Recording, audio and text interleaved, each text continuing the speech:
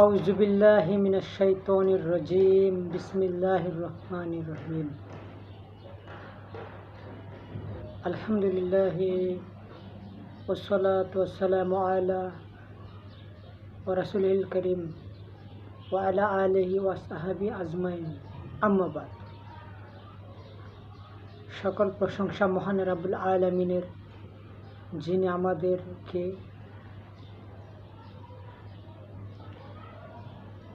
বৈষম্য বিরোধী ছাত্র আন্দোলনের মধ্য দিয়ে আমাদেরকে দ্বিতীয় স্বাধীনতা দান করেছেন। সেজন্য বলি আলহামদুলিল্লাহ। ও দুরূদ শরীফ পেশ করছি মানবতার মুক্তির দূত হযরত মুহাম্মদ সাল্লাল্লাহু আলাইহি সাল্লামের উপর।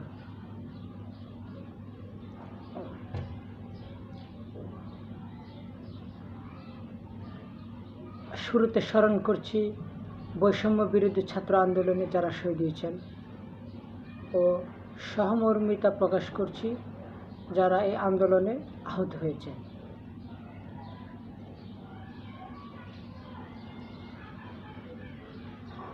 আল্লাহ তাআলা আমাদেরকে মানুষ হিসেবে সৃষ্টি করেছেন, বিবেক বুদ্ধি দান করেছেন ও আল্লাহ তাআলা আমাদেরকে দুনিয়াতে প্রেরণ করেছেন শুধুমাত্র আল্লাহ তাআলার ইবাদতের জন্য। আর আজ আমরা মানুষ আল্লাহর দিন থেকে বিমুখ, আল্লাহর পথ থেকে দূরে। আল্লাহ ছাড়া আমাদেরকে কেউ রক্ষা করতে পারবে না। আমাদেরকে ফিরে আসতে হবে আল্লাহর পথে। আল্লাহ তাআলা পবিত্র কুরআনে সূরা আল বাকারার প্রথম আয়াতে বলেছেন, যালিকাল কিতাবু লা রাইবা ফিহি হুদাল লিল মুত্তাকিন। মুমিন বান্দাদের জন্য এই কিতাব উপদেশ স্বরূপ ও পথ প্রদর্শক। আমরা কোরআন থেকে দূরে গিয়ে আজ আমরা জাহিলিয়াতের দিকে ডলে পড়েছি। আজ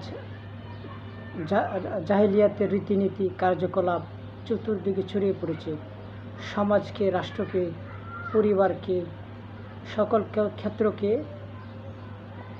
গ্রাস করে ফেলেছে। তাই এই জাহিলিয়ার পথ থেকে যদি মুক্তি পেতে চাই, তাহলে আমাদেরকে কোরআনের দিকে তাকাতে হবে। কোরআন থেকে সঠিক পথ খুঁজতে হবে। একমাত্রই কোরআন ও রাসূল সাল্লাল্লাহু আলাইহি সাল্লামের আদর্শই পারে আমাদেরকে শান্তি, দুনিয়াতে শান্তি ও আখিরাতে মুক্তি দিতে। তাই মুসলমান হিসাবে আমাদেরকে আল্লাহ এবং আল্লাহ রাসূলের পথে আসতে হবে।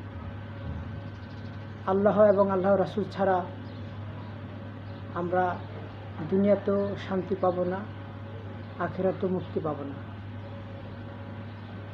তাই আমি আহ্বান করছি সকল মুসলমানকে, আসুন ইসলামের পথে, আসুন কোরআনের পথে, আসুন রাসূল সাল্লাল্লাহু আলাইহি সাল্লামের পথে। তাহলে আমরা দুনিয়া ও আখিরাত কল্যাণময় হবে ইনশাআল্লাহ। আসসালামু আলাইকুম ওয়া রাহমাতুল্লাহ।